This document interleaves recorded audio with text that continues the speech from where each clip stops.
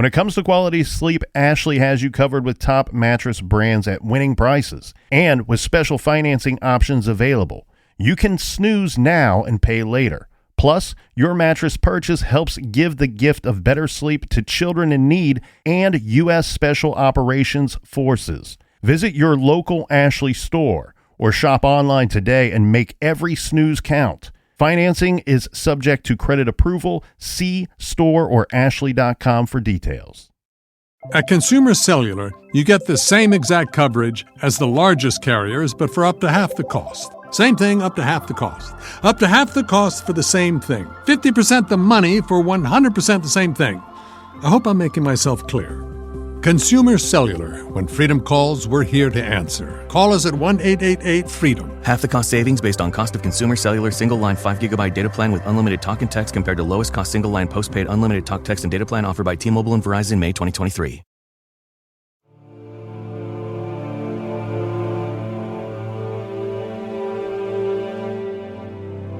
This is True Crime Garage, and this is the case of Thomas Quick.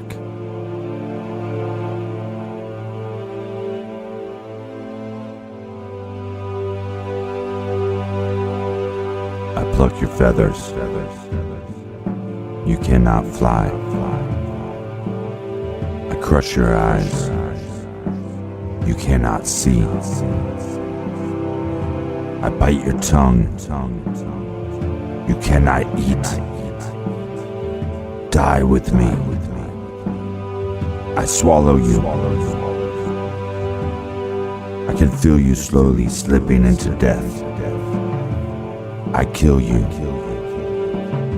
You kill me.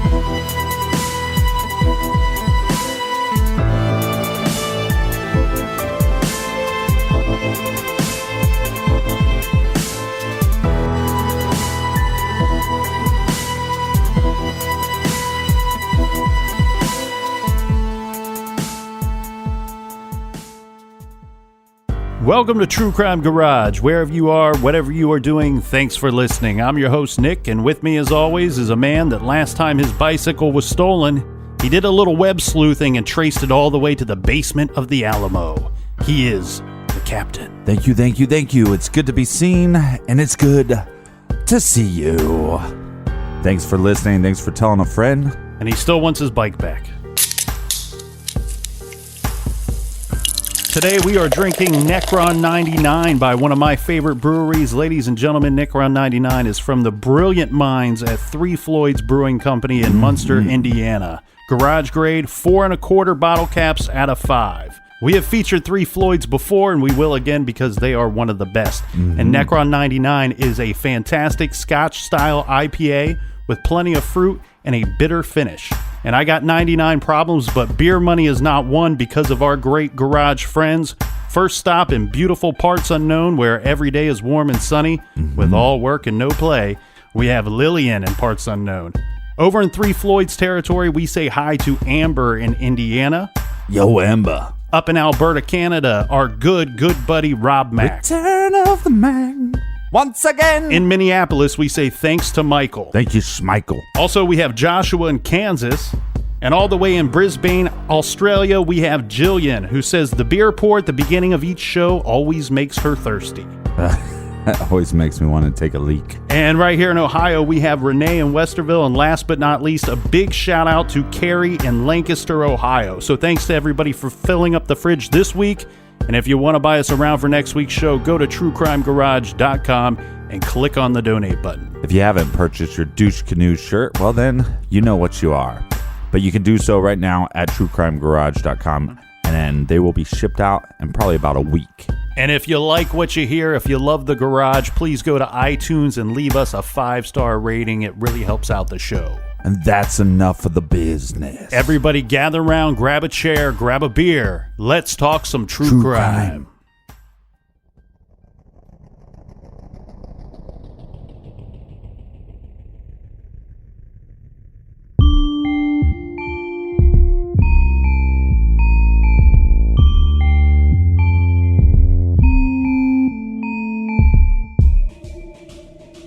Thomas Quick has been convicted of unspeakable crimes. He has confessed to stabbings, stranglings, rape, and cannibalism.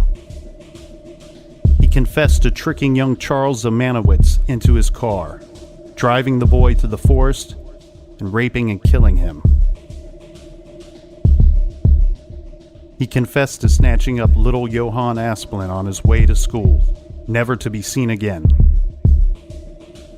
Thomas told of the time that he attacked an unsuspecting married couple in the middle of the night. He told his doctors and then told investigators about the time he took a 24-year-old tourist captive because he liked the way that he looked.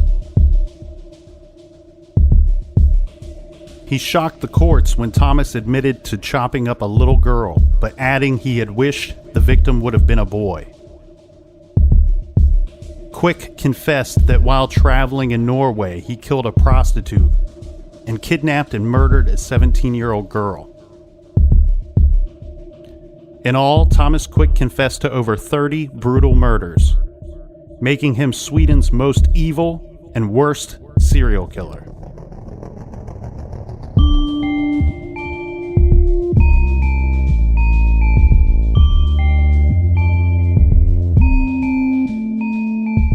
This man is better known by the name of Thomas Quick, but his birth name is Sture Bergwall, and he was born in Sweden in the year 1950. Born into a large family, he had a couple of brothers and a couple of sisters. One of them was his twin sister. There were 7 kids altogether.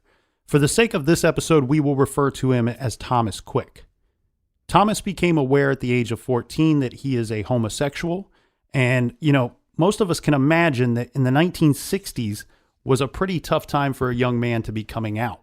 Back then in Sweden, being gay was considered, basically a disorder. And, people were treated with therapy for being homosexual. Thomas started getting into trouble at an early age. His grades were not very good, and he was getting in trouble for things like touching and grabbing classmates. He also became a drug addict at an early age. But Thomas started to feel like there was a place for him in this world when he was still a teenager. He fell in love with an older man. This guy was like 15 years older than him. They had a relationship for a few months, and then the guy ends up committing suicide. And of course, this destroys Thomas, and he starts going, pretty hard at the drinking and with the drugs after this. And right before Thomas's 19th birthday, he would be high on some drugs, what he claims, and he'd be walking around the town of Fallen, and he would grab a kid by the neck. Yes, this was an 11-year-old boy. He grabbed him by the neck, and he took him into a garage. He told the boy to pull down his pants, and Thomas then touched the boy inappropriately. 2 other such events occurred as well shortly after this, after which Thomas got himself into a lot of trouble regarding an incident at the Fallen Hospital, where Thomas Quick was an employee of. Yeah, one night while he was working, he saw a 9-year-old boy sleeping in his hospital bed, and Thomas touched the boy and sexually assaulted the boy. The boy woke up and started screaming. Thomas put his hand over the boy's mouth to silence the screams, and it sounds like Thomas was choking the boy as well. Regardless, he tried to silence the boy so long and so forcibly that blood started coming from the boy's nose. At the sight of blood, Thomas fled, believing that he had killed the boy. He had not killed the boy. Because of this, Thomas was sent to live in a mental hospital. And for the next few years, Thomas was in and out of residential treatment of this hospital. So Thomas is a drug addict. Now, and it seems to me like Thomas is heavy into the drugs. And when he is heavy into the drugs, he's out of control and he's very dangerous. When Thomas is clean and sober, it seems to be a whole different story. Well, it seems like he's using the drugs as a way to deal with his homosexuality. Yes, and other issues that he might be having. Right. Now, Thomas gets clean, while he's receiving treatment, and he gets better. And this leads to outpatient treatment. However, after Thomas is being treated as an outpatient, he gets hooked on drugs again, and we start to see this out-of-control monster growing inside of him. When Thomas Quick is 23, he's in the town of Uppsala, and he goes out clubbing. He went to a place that he considered to be a gay hangout. There he met a student named Leonard. The two of them hit it off pretty good. They spend the evening drinking and talking, and they end up going back to Leonard's place. Now, Thomas is still very much a drug addict at this time, and he was sniffing a solvent, and he would sniff this because it would make him hallucinate. So he starts off sniffing this stuff after a night of drinking, and I believe he's doing this unbeknownst to Leonard. Leonard goes to the bathroom, and when he comes out, Thomas starts attacking him. He has grabbed a knife that he found in the apartment. He's stabbing Leonard over and over again. Yeah, I believe he stabbed him 12 times. Thomas would later claim that he was in fact hallucinating quite a bit that night, and that Thomas believed that he was defending himself, saying that when Leonard came out of the bathroom, he didn't see Leonard at all, but instead he saw a very large monster that he believed would attack and kill him. Leonard watched as Thomas washed off the knife after stabbing him, trying to clean the knife of blood and fingerprints. Thomas stuffed the knife into his leather jacket and left Leonard there to die. Thomas had stabbed Leonard, like the captain said, 12 times, stabbing him in the liver, intestines, and the left lung. Police would later find the knife in a canal, and somehow Leonard survives this attack. Right. In 1990, Thomas Quick is still drinking a lot, and he's severely addicted to drugs. He's 40 years old by this time, and he's in trouble financially, this most likely because of the drug addiction, and he decides to try his hand at a little bank robbery. Thomas and an 18-year-old man go to the home of the bank manager. Thomas is wearing a Santa Claus mask, and the partner is wearing a ski mask. The two knock on the door at 5:45 a.m., and the manager answers the door to his home. They then force their way inside. Thomas is waving a knife at the man, and Thomas's partner has a gun pointed at the man. They then grab the man's wife and 10-year-old son and herd them into a bedroom. Thomas's partner takes the bank manager to the bank where he's going to take money from the safe, and as an insurance policy, Thomas is going to stay behind at the manager's home, basically taking the wife and the kid hostage. While the man and Thomas's partner were gone, Thomas yelled and screamed, waving his knife at the woman and her son. He kicked over furniture. He stabbed the bed and stabbed the walls several times. He had a broad face with a little round belly. He shook when he laughed like a bowl full of jelly. Well, he's being very violent, and he's threatening both of them with his knife. He also tells the woman and her son that he is infected with the AIDS virus, and he only has a very short time to live, so it really doesn't matter to him if the two lived or died that day. It wouldn't bother him one bit. He's got nothing else going. Nothing to live for. Nothing to lose. Of course. Well, right. Nothing. Yeah, that's better. Of course, Thomas, this is not a really well thought out plan. It really kind of just spirals out of control. And he's actually caught later that day for this crime. And he ends up going to a psychiatric hospital, a place called Sture.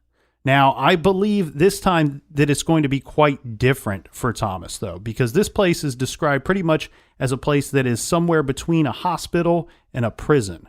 So it sounds to me like this is a little more hardcore and deservingly so for Thomas. Now, at Sture, he is going to undergo a much different type of therapy and treatment than he has participated in before. It sounds like this type of therapy involves a lot of drugs and a lot of lengthy therapy sessions. It is here at Sture that he would change his name from Sture Bergwall to Thomas Quick. And there is some reasoning behind the name Thomas Quick. Quick is his mother's family name, and Thomas is maiden name. And Thomas, the name Thomas comes from someone that we have not talked about yet. But Thomas was the name of Thomas Quick's first victim, a 14-year-old boy whose bloody, lifeless body was found in a shed with his pants partially removed. And Thomas Quick was actually 14 at the time of this murder, and he didn't confess to it till years later. But because Sweden has a statute of limitations, that he couldn't actually be charged for this murder. Right. He was never charged or convicted of this actual crime. And as we know that in the United States, there is no statute of limitations on murder. We're going to hold you accountable for the rest of your life. And it seems like the doctors or the treatment that he was receiving, it was kind of like this cutting edge idea. And the idea was that you have probably these repressed memories or these repressed a repressed memory of you seeing a crime. And so if we can open up this repressed memory, that it would also open up this repressed time where you actually committed a crime. Mm-hmm. Yeah, this violent behavior that you would repress some of these memories and later, due to the treatment, be able to recall some of these acts that you've committed or witnessed before. Mm-hmm. Now, it's during this therapy and treatment that Thomas Quick starts to open up, and he's offering a confession of sorts. In June of 1992, he tells one of the caregivers at the psychiatric hospital that he has done something very serious. Right. And it's almost like he's going to be playing a game. He doesn't come right out and say it. I can't figure out if he was just reluctant to say it and wanted someone else to say the words. But first, it's like he wants the caregiver to guess what he's about to tell her, saying that he would give her a clue, and the clue is MU. Yeah, so he's basically trying to confess to a murder. Yes, he's saying that he possibly has committed a murder, and he might be willing to confess this to his doctors. Mm-hmm. Well, after doing so, the doctors at Seder, they get some investigators involved because now they have a crime to report. And once the investigators sit down with Thomas Quick, they're able to go through some crimes that he's saying that he has committed. Right, but before this actually takes place, because he says, I want to talk about a murder that happened, they're actually going to start giving him a lot more attention. He's actually going to receive more therapy treatments to have him open up his mind so he can recall these events. Mm-hmm. They want to make him comfortable so he can explore and confess these items to them. Mm-hmm. Eventually, this investigation will lead to the trial process. And the trial started in 1994. This was for the murder of a 15-year-old boy named Charles Zemanowitz. Thomas explained how he and a friend were looking for a boy in November of 1976 when they saw Charles walking along the road late one evening, visibly distressed and alone. Thomas pulled over to offer the boy a ride home. Charles accepted the ride. During the ride, Thomas starts touching and feeling Charles's hands and body. He convinces Charles to fool around with him. So they stopped off and parked. Thomas's friend who was driving, and now that they are parked, well, he wanted to join in. But then Thomas Quick became angered at something that Charles had said, and he put his hands around Charles's neck, and he choked the boy until he was dead. Afterward, Quick played further sexual games with the dead body. Then the two of them carried the body into the forest. Quick had a knife and a saw. Quick is going to use this saw to cut up the different body parts. Reason being, as his doctors would claim at trial, his sexuality was actually driven by this, that each body part symbolized a different value system. It seems to me, Captain, like they're trying to apply logic to complete craziness here. Right. Stating that basically he knew, that Thomas Quick knew before he started cutting up the body, that what parts he wanted to remove, maybe what parts he wanted to take with him. At the trial, Thomas Quick described the way that the body seemed to have groaned as he cut it up. He also described what he called a sweet odor that was released from the body as he was cutting it up. He explained how he cut off parts of the body and took a leg and a hand with him and put them in a gray plastic bag and then covered the rest of the body with debris and moss. Yeah, I'm sure that's this beautiful smell. I mean, it smells as good as Nickelback. After the murder, a short time later, the accomplice came to Thomas Quick, and he said that because of his participation in Charles's murder and the dumping of the body, that he was having a lot of suicidal thoughts. Now, Thomas says that he advised his friend that he should follow through with these thoughts, and the friend ultimately committed suicide. Yeah, I think that's reasonable. Well, and that this is Thomas Quick's way of explaining why he tells this story of him being with a friend. They abduct this boy. They do terrible things to him. And now all of a sudden this friend is nowhere to be found. How about this one? Kill yourself before you do something like that. This was the first confession, but it would not be the last. And same with the murder trials as well. There were going to be many more confessions and several more murder trials. Thomas went to trial again, but this time he was facing charges for a double murder. This is for a husband and wife named Marinus and Janie Stegenhaus. Now, they were tourists, and they were murdered at a secluded lakeside campsite in 1984. Thomas Quick explained how he had snuck up to the tent very quietly, and then in a frenzied attack, he stabbed the husband through the tent canvas. And as the man lay there bleeding, Thomas then went inside the tent. He gave a detailed confession as to what took place from there, but we don't need to go through all of the details of this horrific attack. Well, not only did they do confessions, but they would always take him to the scenes as well. And they'd actually set up like a tent, and they'd have him reenact it. Yeah. And he'd make all these noises where he'd start stabbing, but the whole time he'd stab and he's going. He sounds like some kind of animal, when this is going on. Yeah, but he's also reliving it. Right. He also acts like he's in this like trance like state, like because they were able to take these thoughts that were repressed and they bring them to the surface. Because of that, it puts him in a trance like state. It's very dramatic. All in all, due to his confession and the forensic evidence, it is known that he stabbed the husband 25 times and the wife, after which he had stabbed 20 times. This appears simply to be a crime of opportunity to me. He happened upon the two and attacked them. They didn't even know what was happening until it was too late. Right. Thomas stated that this was... Have fun camping this weekend. Well, this was a very, very much a psychological thing for him, that in some way he was attacking his own parents, and that killing that married couple, it was like he was killing his parents, who he, ultimately blamed for a very nasty childhood. So the fourth crime that he would be convicted of, that Thomas Quick would also confess to, would be a crime that took place in 1988. This was for the murder of 24-year-old Israeli student Yenin Levy, who was visiting family and sightseeing. Thomas Quick told how he kidnapped Levy at a train station and took him to a vacant home. Once there, Levy tried to escape and made it out of the house and into the yard, but Quick soon caught up to the man, recaptured him, and killed him there in the home. Which is surprising because, Thomas Quick just looks like a bag of skin, no muscles. And Yenin was 24, so you'd think that he would be able to outrun, this. He basically looks just like a bag of skin, filled with poop. Yeah, he doesn't look strong. He's Very not strong or athletic looking by any means, no. He looks very soft. The fifth murder that Thomas Quick would be convicted of was for the murder of a 9-year-old Norwegian girl. Her name is Therese Johannesson.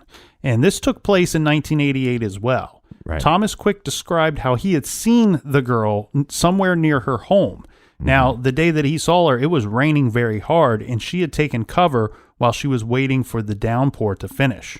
Quick pulled over and engaged the girl in light conversation before grabbing her and taking her down a slope to a secluded area. Is this the girl that he actually assumed at first was a young boy? I think so, yes. He then smashed her head against a rock until she was unconscious. He reported that her last words were her crying out for her mother. He later recalled how he was extremely disappointed after taking her body back to the car because she turned out to be a girl and not a boy. After dismembering her, he then hid different body parts in different places around the area. He said that he returned to where he had buried these parts the following year, and he burned the remains. And at one of the sites, he identified what investigators found to be a bone fragment, and it was sent off for analysis. Now, I do want to specify here that this was an extremely small piece that they found, and it was too old or too degraded for any type of DNA analysis. For the 6th and 7th murders he would be tried for, he would be tried for both of those at the same time. Both of these murders, just like the last one that we discussed, took place in Norway. The first was for a 23-year-old female prostitute named Gray Storvik, and this took place in 1985. He said that he had basically taken her captive, and he forced her to strip. He tortured her, and then he described how she vomited as he beat her. He basically beat her to death. The seventh murder was that of 17-year-old Trine Jensen, who Thomas Quick killed in 1981. He stated that he violently strangled her with a strap from her handbag. His last murder conviction was for a very famous case, and one of the first murders that Thomas had actually confessed to. This is for the murder of an 11-year-old boy named Johan Asplund, which took place in 1980. Johan had disappeared November 7th, 1980, in Sundsvall, Sweden. He was supposed to be having a friend stay the evening with him that night at his parents' house. The boy's friend arrived at the home before Johan did. Yeah. And the boy was told that Johan had not yet returned from school, so that the boy should run down and go back to the school and meet up with him, and the two could walk back to the home together. And this was a hugely popular case in Sweden. This would be very similar to a case that we had here, not as far as the details, but as far as the popularity of the case. Our case here being the Adam Walsh case. The boy then, after being instructed to go find his friend and walk home with him, well, he comes back to the home and he says that he had learned that Johan had not actually gone to school that day. The disappearance of this boy very quickly was televised, and many people came out to lend their time to look for the boy. Hundreds of people searched for him, and he was not found. Over 10 years later, Thomas Quick then confessed to doctors and then to investigators that he had saw the little boy on his way to school that November morning. Thomas Quick spoke to the boy, saying that he had hit a cat with his car and asked if the boy could help him out. The boy agreed to help Quick, and when Johan bent over to look under the car for the cat, Quick grabbed the boy by the hair and he smashed his head into the car. He then pulled him inside of the vehicle. He drove the boy to the countryside where he sexually assaulted him and then strangled him. Quick cut up the body and he buried some of the internal organs there on the countryside, but he put the hands on the car's front seat and the head and the legs in a plastic bag, and then the remains of the torso in another bag. He then disposed of one hand along the roadside as he drove away. He buried the other hand in a stream. He tossed it in a stream. He kept the legs in his attic for a while, and he states that some of the other parts of the boy, he ate them. All right. Well, these are the murders that he was convicted of. There were 8 of them. He went to trial 6 times to be tried for 8 total murders. Right. Now, the thing here is he did confess to many more. He confessed to over 30 murders. Some of those were not brought to trial because of the statute of limitations. Others, they could not verify that he had actually committed the murders. Now, in these cases that we just discussed here, now I apologize for the graphic details and the graphic nature of some of those confessions, but these were statements that were taken from... It is a true crime show. Yeah, these are statements that were taken from these trials. And I did summarize them quite a bit to leave out some of the other stuff that just wasn't necessary. But the thing here is, not only do we see a guy confessing time and time again to different murders, and keep in mind, these are murders, some of these are taking place in other countries. And he's confessed these to his doctors, and then he goes forward and confesses them to the investigators and to the police afterwards. Right, and then sometimes reenacting them. Exactly. Yeah. Like you had said, they take him out to the scene, they kind of restructure everything. You know, we saw the one set where they built the tent, right? And he's describing how he's stabbing it looks like a man just standing next to a tent, stabbing it. Right, he starts grunting, and you learn that inside there are people sleeping.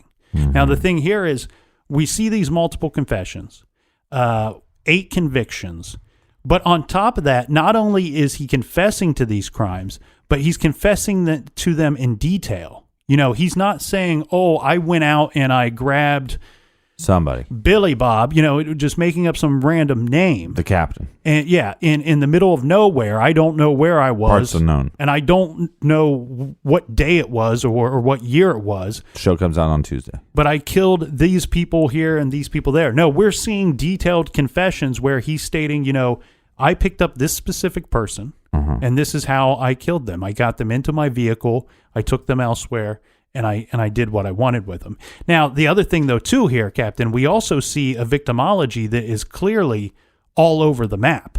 It sounds to me like his ideal victim would be like a teenage boy or a younger boy, but he doesn't seem to be able to control himself at all, and he's killing adults, he's killing women, girls, boys. It's the victimology is really all over the map, and because of these confessions and because of these 8 murders, he becomes a bit of a legend in Sweden. They refer to him as Sweden's Hannibal Lecter. He's their most evil. He's their worst serial killer that the country has ever seen. And the thing here too is some almost refer to him as the first serial killer. Like his crimes are there's such a large number of them, and they're so heinous that if there were any other serial killers, they almost forgot about everybody except for the very evil Thomas Quick.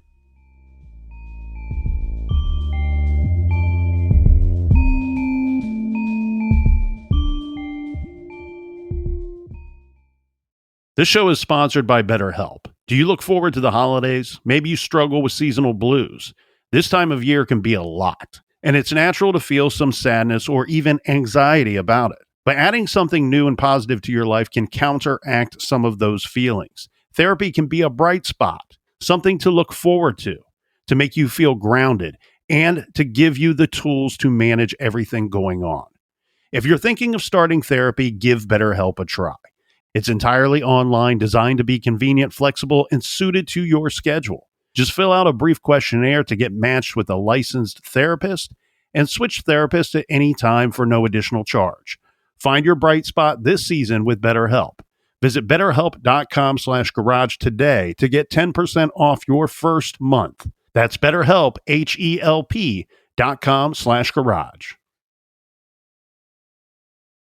At Consumer Cellular, you get the same exact coverage as the largest carriers, but for up to half the cost. Same thing, up to half the cost. Up to half the cost for the same thing. 50% the money for 100% the same thing. I hope I'm making myself clear. Consumer Cellular. When freedom calls, we're here to answer. Call us at 1-888-FREEDOM. Half the cost savings based on cost of consumer cellular single-line 5GB data plan with unlimited talk and text compared to lowest cost single-line postpaid unlimited talk, text, and data plan offered by T-Mobile and Verizon May 2023. You can live out your MasterChef dreams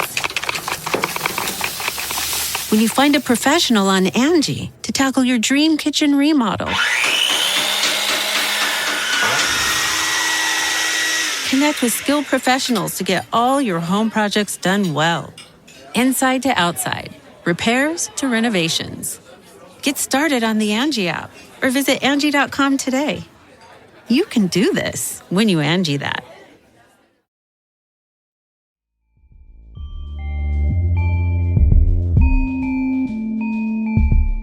All right, we're back. Cheers, mates. Cheers. Now, I'll tell you what, Captain, we have to talk about the therapy and the treatment that Thomas Quick was receiving at Seder. Mm-hmm. And we touched upon it a little bit in the first half. And unfortunately, we had to go through all of the gruesome details of some of the murders that he confessed to, but these were ones that he was actually convicted of. Mm-hmm. Now, the thing here is, Captain, I don't want anybody to get the wild idea that this is our wheelhouse, that we fully understand this type of treatment that he was receiving. But the basic thought that I pulled away from how it was presented to me was that because he was in this psychiatric hospital, right, because he had, he was convicted of violent crimes. We saw the attack on the 9-year-old boy that took place at the hospital where he worked. Right. We saw the stabbing of the young man that he met at the bar. I mean, that's basically 2 attempted murders. Yes, very, very violent attacks. In the first one, you could argue was a sexual violent attack as well. Mm-hmm. So the way that he's going to be treated is they're going to be treating him for his sexual violence that he's in for. Right. And because of this, they might have some preconceived notions that he might be guilty of some other events that they are unaware of. If he was capable of stabbing a man 12 times, if he was capable of almost strangling a young boy to death, who knows what else What this else is person he could have capable done. of? Yeah. So once they start treating him, and he starts coming forward with this idea that he may have possibly murdered somebody, and he wants to talk about that. Yeah. Well, it's shortly after this that it seems like the floodgates just open wide up, and now he's said, I've committed over 30 murders. I've been doing this since I was a teenager. I've been killing people, and mind you, for a good portion of his adult life, he's in this hospital. So we're talking about a specific window here where he would have had to have killed over 30 people in several different countries. The way that I understand this therapy to be is that once they come up with these confessions and they learn that he has done these terrible things, we talk about he's confessed to stabbing people, to choking people to death, strangling them, raping, and even eating some parts of some of his victims. They start to say that, this violent behavior, this way that his sexuality and violence has all gotten mixed up together must have stemmed from things that happened in his childhood. Now, I would say there's probably some validity there. We have heard many serial killers come out and say that, they have sexual fantasies and they all involve violence. Right. That some of them can't seem to achieve gratification without the violence in those sexual acts. And we even hear people talk about, from a very young age that they had sexual fantasies that involved violence.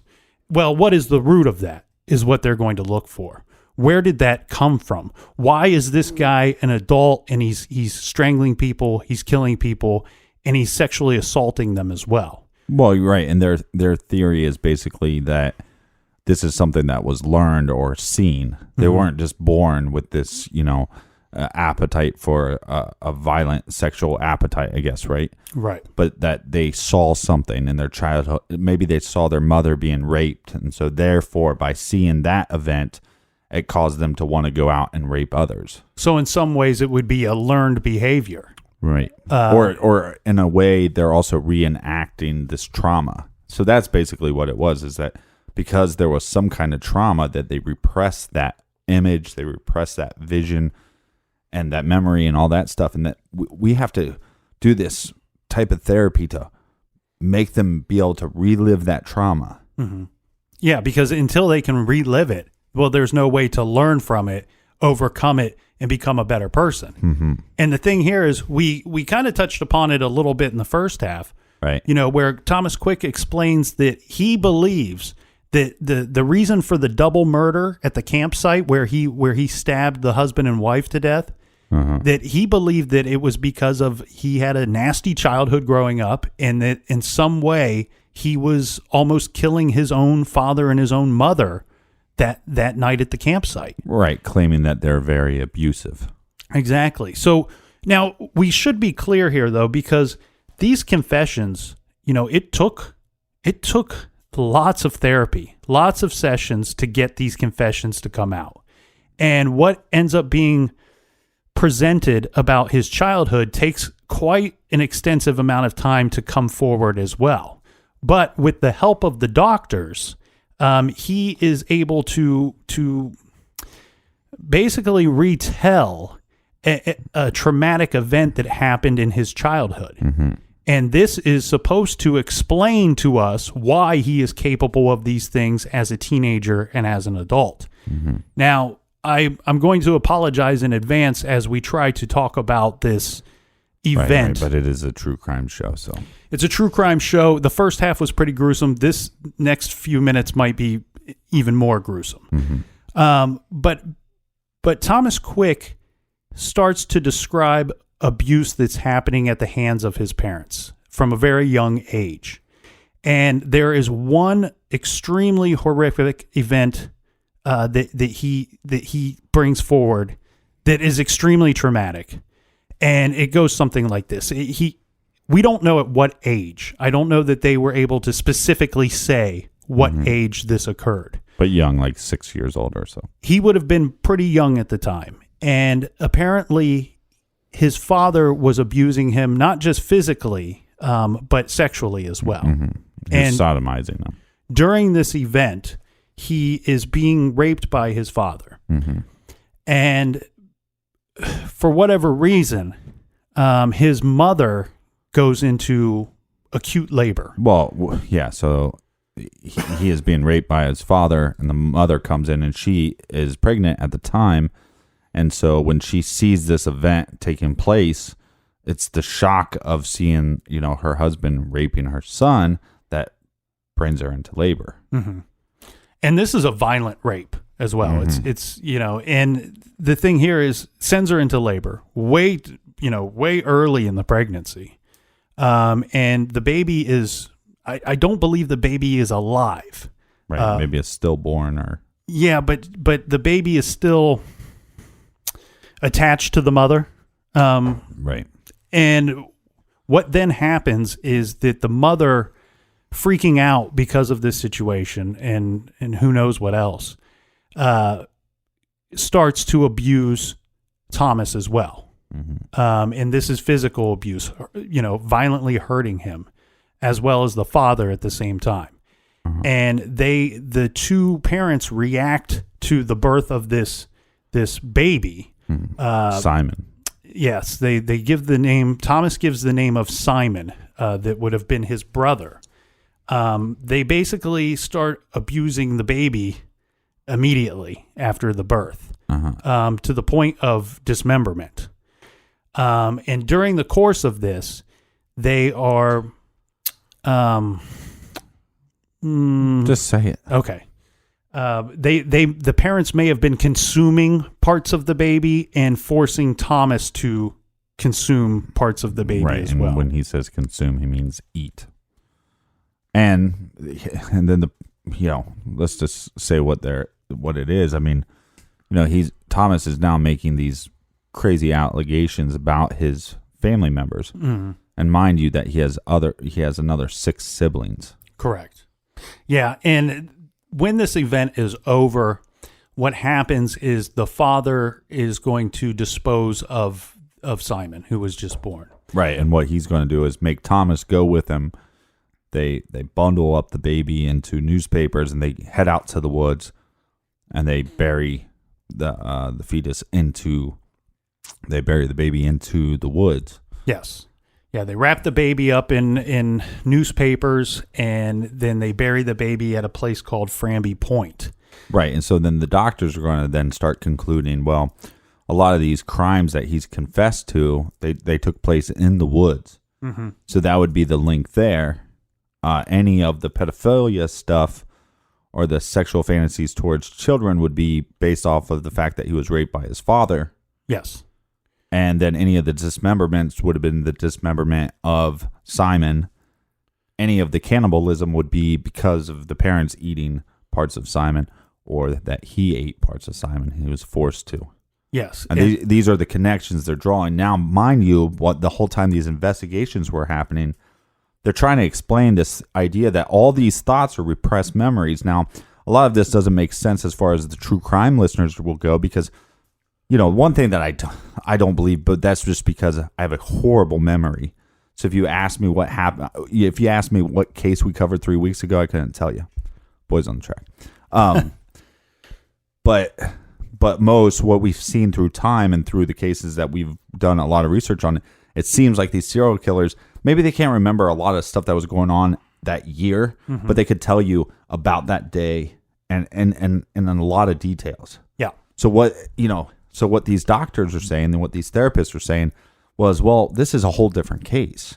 And that this guy, Thomas Quick, he's repressing all these memories because he had this early childhood trauma that he repressed. So he's repressing all the murders.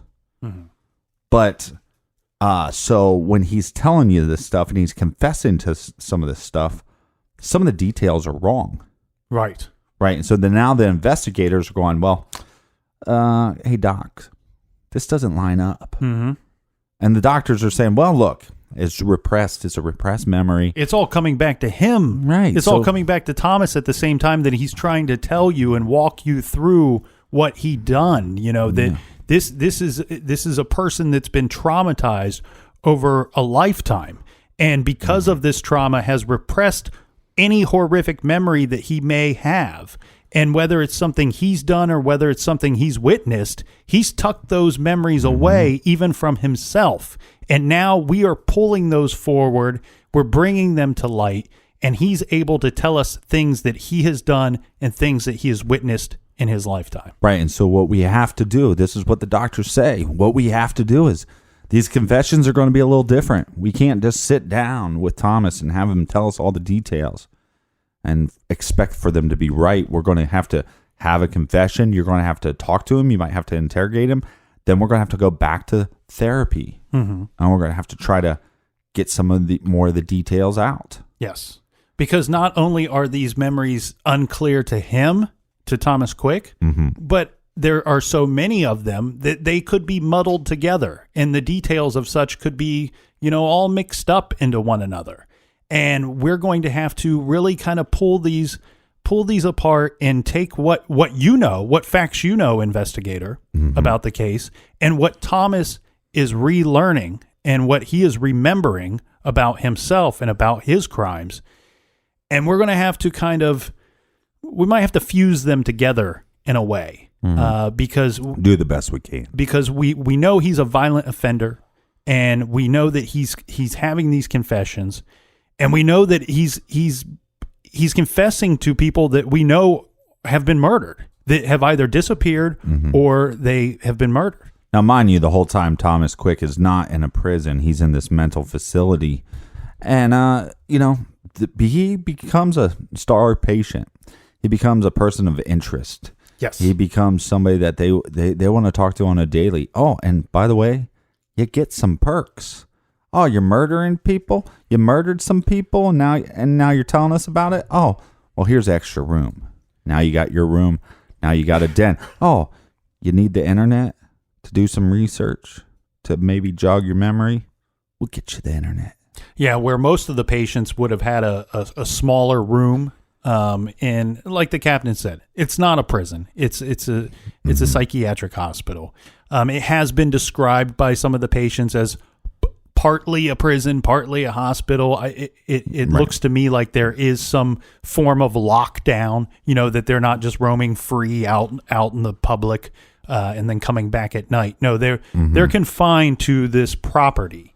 But like the captain said, these perks come in different ways. And this is not perks for murdering people. We're not rewarding you for murdering people. However, what we are doing, we're going to reward you for really working hard at this treatment and really focusing on this and bringing these things to light. We're going to reward you because you're working so hard on your therapy and you're working well with this treatment. Right. And the whole time through this too, Thomas is very heavily medicated, taking medicine as much as like 8 to 10 times a day. For years, Thomas Quick was confessing to these murders. And between the years of 1994 and 2001, Thomas Quick was convicted of 8 of these murders. Now, 8 of the 30. Correct. Now, shortly after this, Thomas Quick goes silent. He decides one day that he's no longer going to work with the investigators. He's no longer going to help them solve their crimes, their cases that they're working on. He's not even really open to the same form of treatment and therapy that he's been receiving for years at the hospital. He basically shuts down, and he has stopped confessing to murder, and he stopped cooperating with the doctors at Seder. Right, the doctors and law enforcement. And during this time, it's around the same time that now remember, Thomas Quick was not his birth name. It was a name that he gave himself once he started receiving treatment. And it's about this same time that he decides he wants to return to his birth name. He no longer wants to be referred to as Thomas Quick. Yeah, and now he wants to be referred to as Batman. It's during this time as well that he's going to start severely backing off of this medication that he's taking. Well, he's probably on a bunch of stuff he shouldn't be on. It's during this time that Thomas Quick, he sees a documentary. Now, this is very interesting here, Captain, because it has a lot to do with his life. He's watching this documentary on confessions. and it's murder confessions. It's basically why do people confess to crimes? To crimes that they have not committed. Mm-hmm. And the curious thing here is he's intrigued by this documentary. And the documentarian reaches out to Thomas Quick. He had reviewed Thomas's story and watched some of the trials, and he was aware of Thomas, and he wanted to speak with him. And he wanted to find out more about Thomas's cases and his confessions and his memories. And one of the things that he actually did was they took all the confessions and they took all the evidence and they actually gave it to a profiler. Yes. Now, this profiler reviewed all of the statements, all of the documents, and he didn't believe, in all of his experience, he did not believe that they actually had something there. That he felt like they were on the wrong track, that this guy, Thomas Quick, may not have committed any of these crimes, any of the crimes, let alone all of them. And it's through this documentarian who reaches out to Thomas Quick. And Thomas he's not so quick to respond to him, is what it sounds like to me. But they end up talking and they end up working together. And it's through this correspondence that we learn what, Captain? That these confessions are a bunch of horse shit. They're a bunch of horse shit. Right. So where do we go from here? Well, Thomas starts by, and again, for the sake of it, even though he went back to his original name, we're going to keep calling him Thomas for the sake of the show. But so Thomas reaches out to his siblings. Pretty interesting way to reach out to him. He takes postcards and he writes one word on it, sends it to all of them. And it just says, sorry. Yeah. And I think, the reason why this is so heavy here is he didn't have a good relationship with any of his brothers or sisters. It seems like once he was locked up, and especially after these confessions started, right, that they all just believed their brother to be a very evil person, that they didn't want to... Well, not actually true. A lot of them actually just believed that he was lying about all this stuff. And then some of the ones that actually believed that he was lying because he was confessing to crimes where they said, well, he wasn't in Norway at that time, so he couldn't have done that. And I think what really got the siblings was when he started, making allegations saying that, my father raped me, that they had this unborn baby and they ate parts of the baby. Right. I mean, we're talking about some pretty crazy claims here. But whether they believed him or not, the thing here is, though, he had some pretty nasty interactions with with his siblings while he was confessing to these different crimes. Right. And so even if they believed him or not, he was pushing them away. They were already at arm's length. He was pushing them further away. They didn't have a great relationship when he finally reached out to them, apologizing by just simply saying sorry. Right. So he's going to get a new lawyer because now he's in this mental facility. He's not technically in a prison, but he's going to be spending the rest of his life there.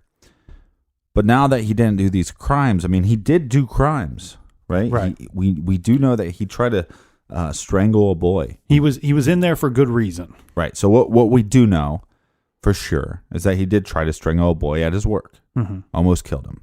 And what we do know for sure was that when he went to the gay club and they went back when he was huffing whatever he was huffing, stabs the guy 12 times, left him for dead. So there's 2 accounts of attempted murder. So it's not like we're saying Thomas, oh, poor Thomas Quick. No, you're a piece of shit before you went in there. Well, and the thing here is, though, regarding the lawyer, he's with these murders, he's going to be granted appeals. And it's when he changes his lawyer that through the appeal process, that the new lawyer is able to point out that in most of these cases, I mean, I'm looking at all 8 of them right here, and it's basically there's little to no forensic evidence in any of these cases. Right. All they had was his confession. In some of these cases, they never found the person that was believed to have been killed. In the one situation, remember where we talked about them finding a very small bone fragment it was so small and degraded that it couldn't be tested for DNA. Right. It was later determined that was not even a bone fragment, that they were mistaken. In some of these other situations, you're exactly right with what you said about his siblings, where the new lawyer was able to show that Thomas Quick was not even in the area where this person was killed, that he had a solid alibi for this time. And furthermore, when they really started digging into the confessions themselves and reviewing them at a whole, rather than just what he's stating at trial, they learned that many times he got details. He didn't just not know them. He got them extremely wrong. You know, and in one case, the girl was beat to death with what was believed to be a wooden club. Well, he had guessed several different weapons before arriving to that conclusion. It's the power of suggestion. And we see it with the doctors, and we're seeing it again with the investigators. And the thing here, in the beginning, he didn't even know that the girl was beat to death. He thought that it was a knife or an axe that had committed the murder. Well, a lot of this is just a perfect storm. You know, it was these doctors that they believed they knew this cutting edge, and we're going to uncover these traumas, and therefore we're going to be able to, know why these things take place, and we're going to be able to spot this. Mm-hmm. And so when he starts confessing to these crimes and they're not lining up, like I said, as the law enforcement, they're going, well, wait a second, doc, this stuff don't line up, right? Mm-hmm. But then the doc's saying, well, but there's a reason for that. So again, there's a part of you that's like, who the hell do you blame? You know what I mean? Like, I think it's everybody. First of all, the doctors shouldn't have been so naive. We see this all the time with mental health, and I understand. Again, I'm not a doctor. I'm a captain. but you see this all the time where they have to try something first to see if it works. Yep. And sometimes so you got this guy that has issues. This Thomas Quick has issues. First of all, I believe that he has pedophilia thoughts. Yes. Those don't go away. Right? So those are there.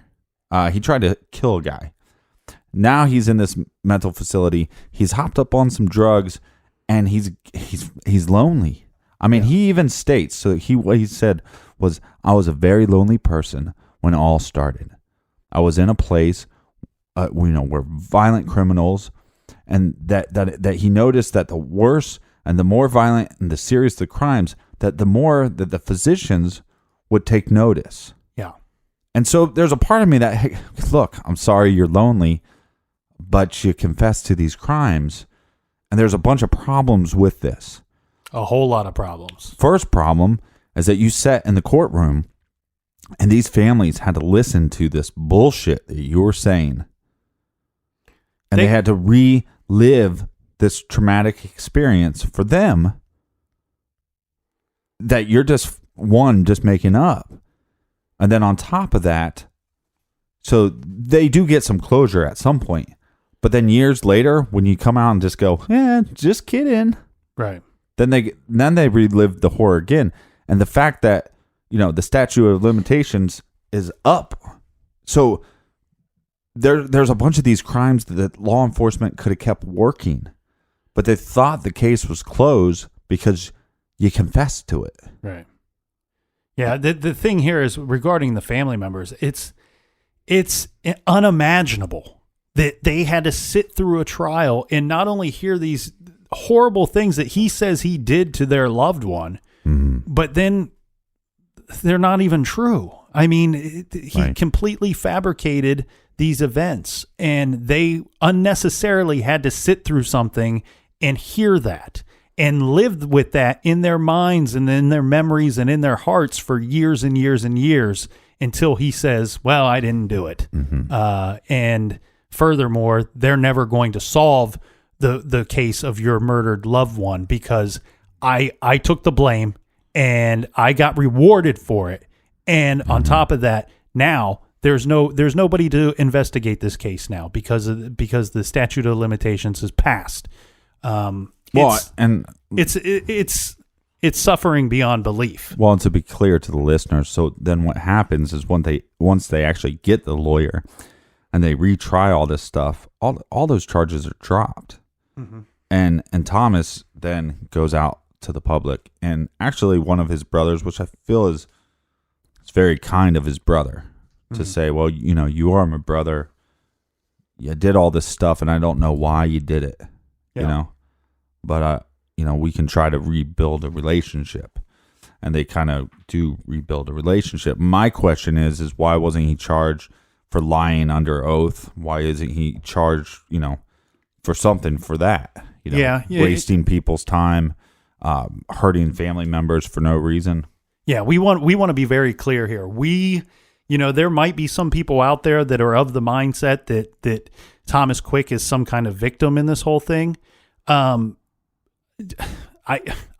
can't help it, Captain, but I don't feel any pity towards him. Well, no, look, here's the thing that I can think of, like we said, to be at a really young age and to discover that you are, homosexual in a time where that's not well received or welcomed at all. Not only a time, but also the place. Mm-hmm.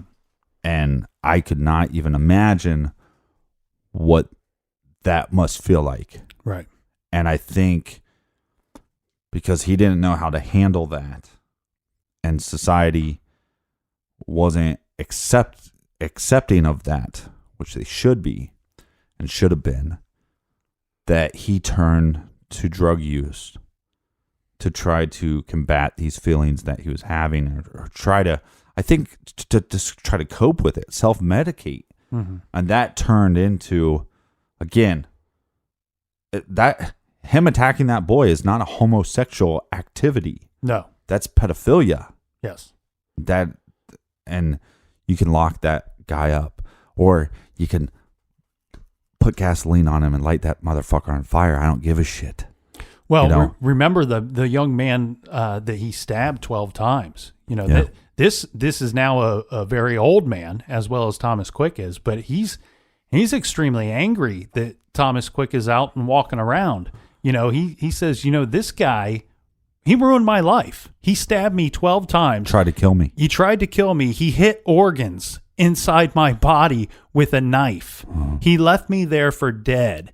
He's physically changed me forever. And now he's out walking around. The thing is, this is such a tough case, though, Captain, because, you kind of sit on the fence and you wonder, would Thomas Quick, would he have eventually went on to kill? I think he was going that route. I think he was going that route. If he would have stayed on the drugs and the drinking and everything, it looked to me like this was going to happen, that he might have potentially turned into the monster that he claimed to be. Well, furthermore, turned into the monster. I think he already was that monster. I mean, when you look, any attack on a child, like I said, douse that motherfucker in gasoline. I don't give a shit. Got better things to do with my life. Those people shouldn't exist to me. So anyways, but yeah, so he has these things and they let him go. And maybe through some of the therapy, he's maybe he's somewhat rehabilitated, I guess. But, and the tough thing for us here, we normally do, cases in the States. Yeah. So it's kind of hard to understand what their laws are and why this took place, but it's like, and I'm all for the idea that some people just have some mental issues, and so that needs to be there needs to be that separation where, okay, yeah, this was a crime, but this was a crime just due to mental illness. There you go. Mm-hmm. You go to the hospital, the secure hospital. This one was because you're just a piece of shit. You go to prison. Mm-hmm. I understand that, but some of their stuff with Sweden, I don't understand, so it's kind of hard to comment on it.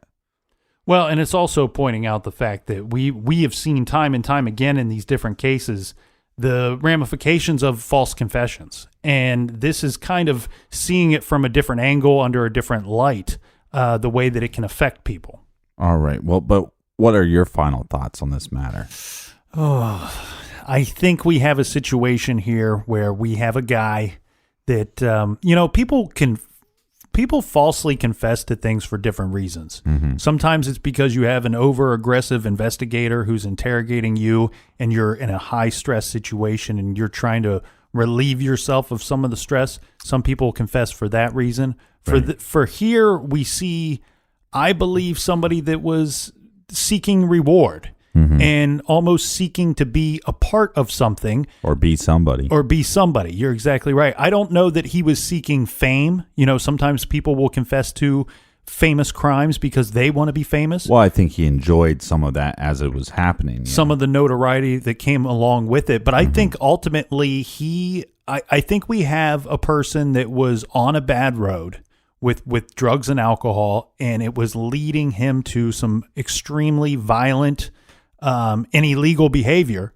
And I think that it could have progressed to murder at some point had he not been locked up and started receiving treatment. The problem is that during this treatment, he starts confessing to things that he didn't do. Why? At the same time when he's confessing, think about what's going on in the world. Silence of the Lambs was coming out. Jeffrey Dahmer was in the news constantly. Yeah, well, one of the confessions, one of the things that he said he did to one of the victims was actually something he stole from American Psycho. Yes, he's reading about this stuff, and a lot of but he's reading about that stuff because he also had access to it. So not only could he confess to something, he could actually look up certain crimes, and then when they start doing the trauma therapy, oh, by the way, guess what? I just realized that this crime that I was looking up last week on the internet that you weren't monitoring. Yeah, I did that one. Right. And you're exactly right. He was reading about, finding these crimes in old newspapers and magazines and on the internet. And he was getting some details about them and confessing to them. And I think and what they do, give him a larger room, give him an extra room, give him the internet. And I think it's somebody that was... This guy's living better than people that do podcasts. That did bad things and found themselves in a situation where they felt that, they could manipulate the situation and receive reward by falsely confessing to things. Well, let me tell you something right meow. So the doctors wanted to believe that they were correct. Yeah, they wanted to be like these breakthrough. Right, we're coming up with this stuff that's light years past anything you guys are doing. Right, and law enforcement wanted to believe it. I think I'm not putting more blame on them because they're trying to listen to doctors, but it's just laziness. If it doesn't line up and he's confessing to it, you go, hey, dummy. Yeah, this doesn't line up. You're right. But it does get tough for these investigators that are being pulled aside by the doctor constantly going, well, just give it a chance. Just give it a chance. Well, you're listening to another trained professional. You believe their opinion. Yeah, and part of it is that they also think they're doing a good thing. We're going to get justice for this family. And so I feel for them on that part. But I think at the end of the day, he has a lot of guilt. He has to deal with it. And what he said, because what is that documentary called? Because people could check out that documentary if they're interested. The Confessions of Thomas Quick? Yeah, The Confessions of Thomas Quick. That's on Netflix. But what he said at the end, which I thought was pretty interesting, he said, I bear the guilt and will do so to my grave. Towards the victims' families, they listened to me and my voice and my horrors in the courtroom. That guilt and dismay is something I will carry until I die. And as he should. It offers no relief to any of these families, but it gives me some relief to hear that he is remorseful for this. Well, and our thoughts and our hearts go out to the families and all the people that were affected by a tragedy, but then also the tragic second coming of a tragedy because of Thomas Quick. And so, yeah, he will have to live with that. And I would not be surprised if he did commit a crime later on in life. I just want to be, I hope not. I hope he's learned his lessons. I hope he's dealt with some rehabilitated as well. Well, I've hoped that he's dealt with some of his demons and maybe with the support of his family and support of friends that he will stay on the right side of the law. And that wraps up this case, which is kind of interesting for us because we've been doing so many two-parters. So, but we'll be back tomorrow with a little special episode, 100th episode of True Crime Garage. A little party. We'll throw a bit of a party in the garage tomorrow. All right. Do we have a recommended reading for this week? We do, Captain. And I picked this one because, we talked about the Thomas Quick case. We see eight murder convictions where there's no physical evidence. So I wanted to pick a book that was more about physical evidence. And this is a great one. It's by Dr. Wecht and Donna Kaufman. It's called From Crime Scene to Courtroom, Examining the Mysteries Behind Famous Cases. Interesting. If you think that the media has told you everything there is to know about Michael Jackson and Casey Anthony and other famous crimes, then think again. You'll want to check out this page turner from Dr. Wecht and Donna Kaufman. Again, that's From Crime Scene to Courtroom, Examining the Mysteries Behind Famous Cases.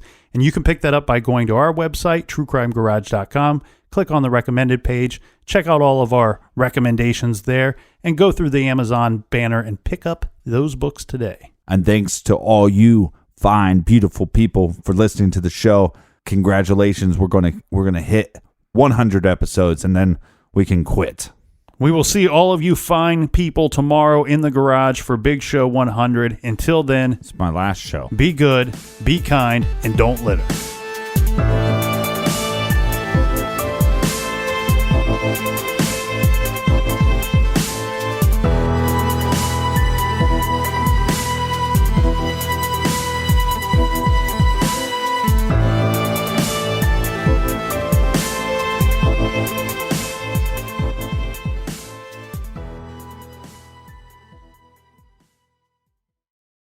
You can live out your MasterChef dreams when you find a professional on Angie to tackle your dream kitchen remodel. Connect with skilled professionals to get all your home projects done well. Visit Angie.com. You can do this when you Angie that.